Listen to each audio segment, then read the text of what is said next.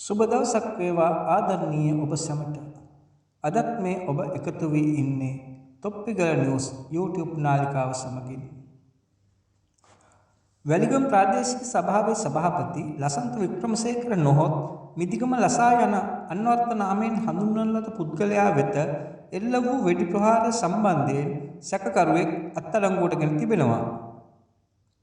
පොලිසිය සඳහන් කරන්නේ මහරගම නාවින්න ප්‍රදේශයේදී අත්අඩංගුවටගත් මෙම සැකකරු වැලිගම ප්‍රාදේශීය සභා සභාපති වසන්ත වික්‍රමසේකර ඝාතනයේ වෙඩික්කරු ලෙස සැක කරන බවයි.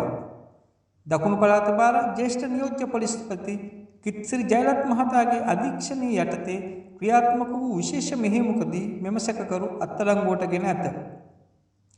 මෙම සැකකරු අත්අඩංගුවට ගන්නා ලද අවස්ථාවේදී සැකකරු සමගින් ඔහුගේ ජංගම දුරකථනයද අත්අඩංගුවටගෙන ඇත.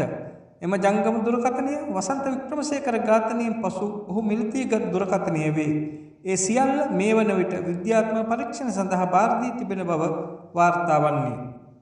පොලිසිය දැන් පවසා සිටින්නේ අත්අඩංගුවටගත් පුද්ගලයා වෙඩික්කරුවල සැක කරන අතර ඔහුගෙන් ලබා ගන්නා විස්තර මත අනෙකුත් සැකකරුවන් හඳුනා ගැනීමේ ක්‍රියාමාර්ගද මේ වන විටත් ක්‍රියාත්මක බවයි.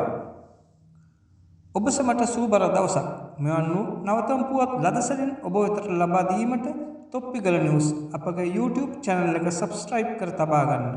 bell icon එක click කර තබා ගැනීමෙන් නවතම පුවත් යාපත් කාලීන කරසනින් ඔබ වෙතට ලබා ගැනීමට පුළුවන්.